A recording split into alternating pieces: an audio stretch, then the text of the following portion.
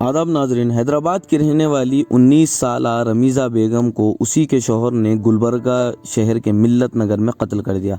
जी हाँ दोस्तों, 19 साला रमीज़ा बेगम ने फरदीन नामी शख्स जो गुलबर्गा का रहने वाला था 3 मार्च को भागकर शादी कर ली थी, जिसके बाद से रमीज़ा अपने घर वालों से दूर हो गई थी और उसके घर वाले बारहा मुसलसल कोशिश कर रहे थे कि फ़रदीन के घर वालों को समझाया जाए और इनकी बेटी को वापस लाया जाए, लेकिन फ़रदीन के घर वालों ने भी इनका साथ नहीं दिया और गुलबर्गा की पुलिस ने भी इनका साथ नहीं दिया।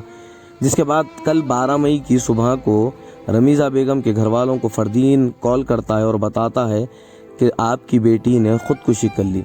जब इस बात पर ज़ोर देकर के डरा के पूछा गया कि फ़रदीन तू सच बता कि तूने क्या हमारी बेटी का कत्ल किया, जिसके बाद वो कहता है कि अब जो हो गया हो गया, अब आपकी बेटी का पोस्टमार्टम होने जा रहा है, आप आएँ वरना मैं पोस्टमार्टम करा के तकफीन कर दूंगा।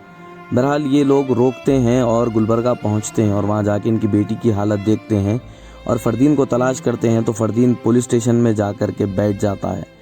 दोस्तों, इनके घर वालों का ये भी बताना है कि मुसलसल 4-8 दिन से इनकी बेटी को बहुत ज़्यादा टॉर्चर किया जा रहा था और फ़रदीन के कुछ दोस्त वहाँ पर आके हुक्का और गांजा नोशी कर रहे थे। साथ ही साथ फ़रदीन के घर वालों पर भी इल्ज़ाम आयद करते हुए रमीज़ा बेगम के घर वालों ने बताया कि गुज़िश्ता कई दिन से जहेज़ के लिए फ़रदीन सता रहा था, सोना और जोड़े की रकम मुझे नहीं मिली, इस तरह कह करके वो बार बार टॉर्चर कर रहा था। बहरहाल 19 साला लड़की का इस हालत में कत्ल हो जाना और वो भी रमज़ान में और अपने वालिदैन से दूर जाने का ये उस लड़की को सिला मिला।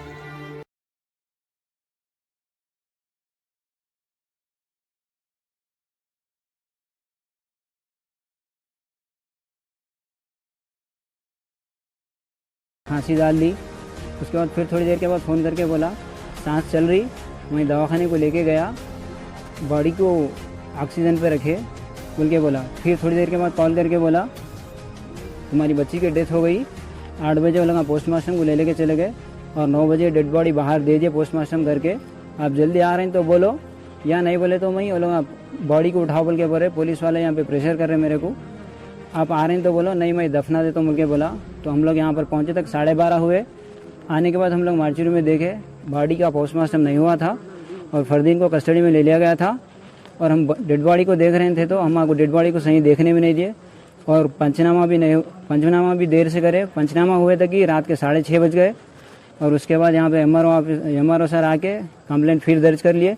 लेकिन हम लोगों को अभी पोस्टमार्टम करके बॉडी दे दो बोले तो अभी नहीं होता, कल बोल के टाल दे रहे लोग।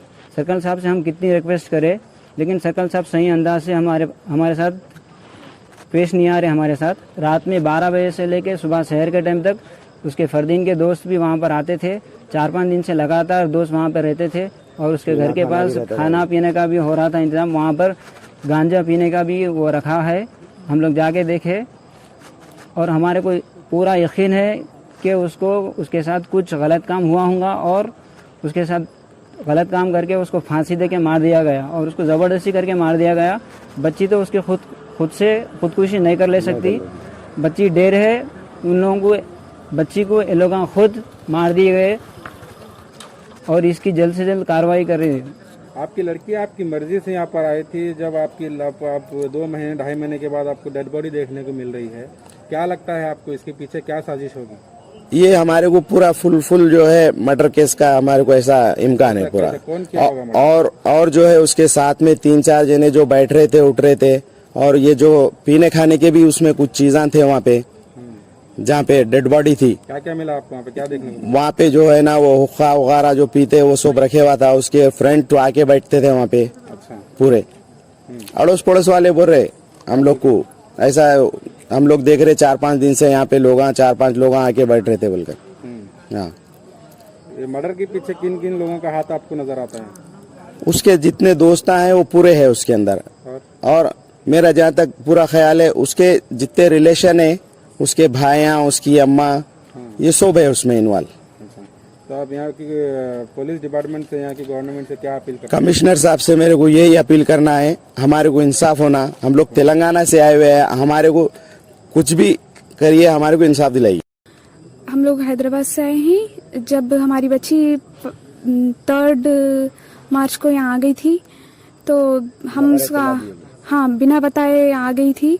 तो फिर हम बच्ची का फ़ोन लगाए 3 साढ़े 3 के दौरान, तो फरदीन फ़ोन उठाया, बच्ची मेरे हवाले है, अब मैं ला रहा हूँ बोल के बोला। फिर 2 दिन के बाद भी नहीं लाया। तो हम लोग उसका एड्रेस उठा के यहाँ पे आए, बहुत कोशिश करे, उसकी माँ से मिले, चाचा से मिले, भाई से मिले, सब लोग हमारी मदद करते करते बोले सुबह से शाम तक करते, बोले शाम होते कि हम कुछ भी नहीं कर सकते बोल के ऐसा सता लिए हम लोगों को।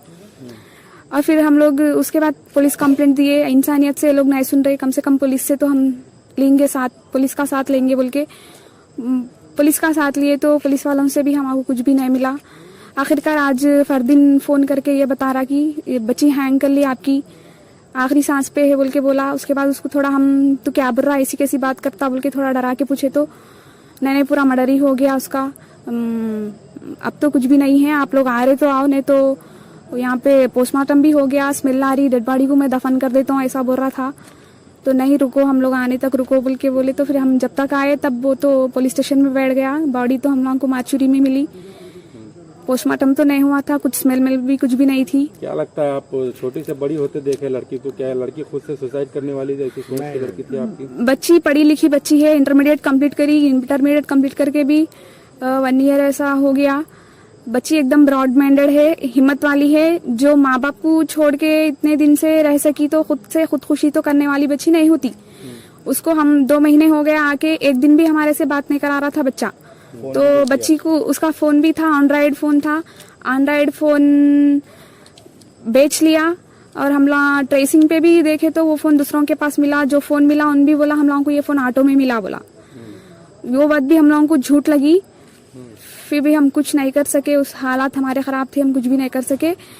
फिर उसके बाद उन्हें तो हमारे कांटेक्ट में नहीं था, आज तो हमको ये बात सुनाया।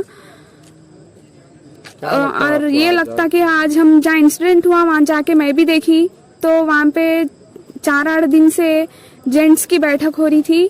और वो घर भी ऐसा है कि नीचे पूरे पोर्शंस खाली है, पूरे लॉक्स है, ऊपर एक पोर्शन है, 2 रूम्स है। वो 2 रूम्स में ये लोग रह रहे थे। एक फैमिली, सोहेल नाम के ऑटो वाले की फैमिली, उसकी भी एक वाइफ है, बस उसकी एक वाइफ है, वो भी एक नौ मुस्लिम है, वो भी लव मैरिज करे हुआ है। और ये फरदीन ये हमारी बच्ची के साथ रह रहा था। और वो रूम्स भी ऐसे हैं कि अंदर से अटैच है, अंदर से उसका डोर भी है। 2 रूम्स बाहर से तो अलग है, फिर अंदर से फिर अलग से डोर भी है। फिर अब बाहर का एरिया हम देखे तो वहाँ पे हुक्का भी रखे हुआ है, खाने पीने के सब चीजें हैं। और आजू बाजू वालों से भी हम पूछे करे तो यहाँ पे बैठक हो रही थी।